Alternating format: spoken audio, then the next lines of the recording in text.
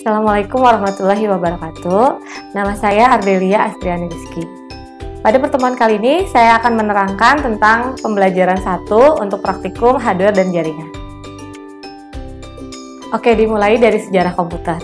Komputer berasal dari alat hitung. Dari bahasa Yunani, yaitu komputare yang berarti adalah alat hitung.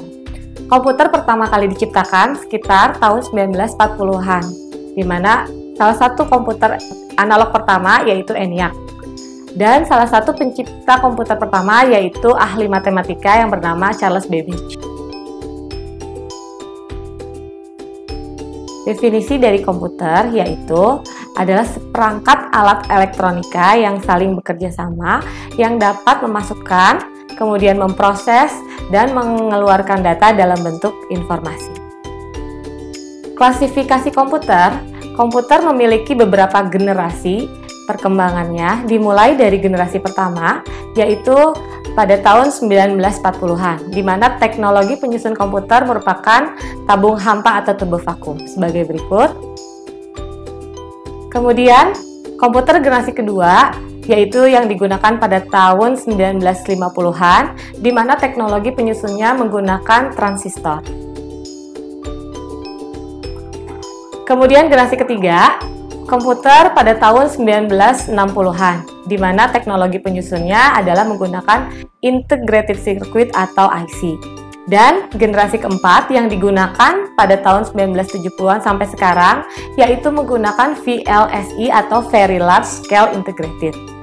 Kemudian generasi kelima, yaitu komputer masa depan, menggunakan Artificial Intelligence atau kecerdasan buatan. Komputer pada dasarnya hanya merupakan benda mati saja. Dia tidak dapat dioperasikan jika tidak dibentuk sebuah sistem. Sistem komputer terdiri dari 3, yaitu hardware, software, dan brainware. Hardware sendiri merupakan perangkat keras yang secara fisik dapat dilihat dan dipegang. Kemudian software adalah sekumpulan beberapa perintah yang dapat dieksekusi oleh mesin, dan brainware adalah istilah-istilah pengguna yang menggunakan komputer tersebut. Contohnya, misalnya programmer, kemudian sistem analis, desainer, dan sebagainya.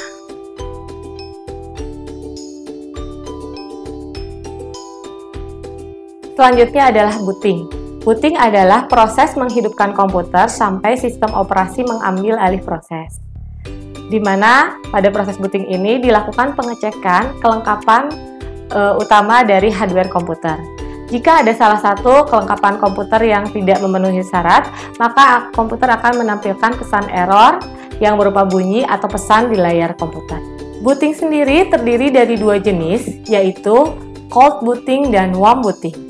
Cold booting adalah proses menghidupkan komputer dari awal, dari tidak mendapatkan suplai arus listrik atau dalam keadaan mati. Sedangkan warm booting adalah proses menghidupkan komputer dari komputer dalam keadaan menyala, atau bisa juga disebut sebagai proses restart komputer.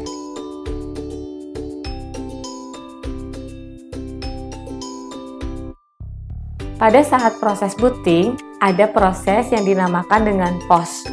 POS adalah singkatan dari Power On Self Test. POS ini adalah program diagnostik yang digunakan untuk memeriksa hardware untuk memastikan semua berfungsi dengan baik.